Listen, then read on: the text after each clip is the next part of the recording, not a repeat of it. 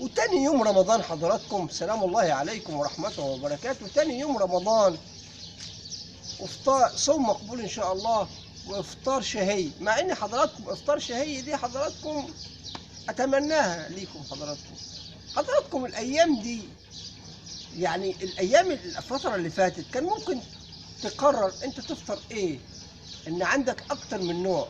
ما كناش حضراتكم نوصل ان احنا ممكن نتكلم في موضوع الاكل والشرب، لكن النهارده حضرتك صعب انك تقرر انك تجيب ايه، انك انت بتحاول تفطر ايه. كان الله في عونكم جميعا. عموما حضراتكم ان شاء الله صيام مقبول.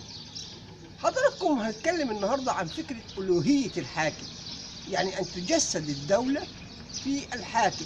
هذا خاطئ جدا. بمعنى حضراتكم ان الحاكم ده او المسؤول او الرئيس او الوزير او الغفير، هذا مجرد موظف يؤدي عمل، يقدم حلول. عليه ان يقدم استراتيجية لرفع البطالة، عليه ان يقدم خطط لرفع المعاناة، عليه ان يقدم برامج لحماية الفقراء، عليه ان يخلق فرص عمل. لكن تتحول البلد وتدار بهذا الشكل زي ما حصل في مصر، ده موضوع غريب جدا جدا. حضرتك إذا كنت مسؤول في دولة، رئيس ولا حتى وزير ولا حتى غفير، مهمتك تقديم خدمات للناس، خدمات بتحصل على آخر الشهر على مرتب. إذا أنت حضرتك بتحصل على راتب وعلى أجر مقابل خدمة الناس في بلد يحكمها القانون.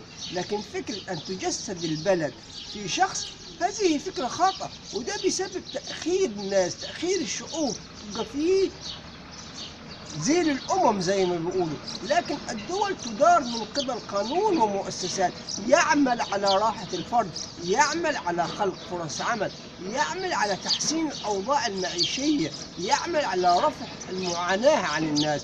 ده اللي نعرفه في كل دولة محترمة. حضراتكم نتمنى إن شاء الله إن الناس وعيها يكبر، وإن أداء، احنا مصر النهارده في حالة يرثى لها. النهارده كل شوية عاملين الحالة تتأخر معانا وعاملين، وأصبحت حياتنا صعبة.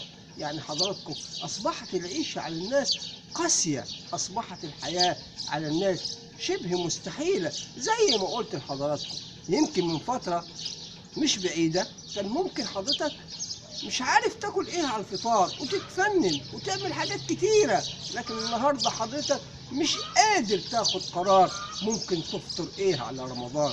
المصريين اتحملوا بما فيه الكفاية، وان شاء الله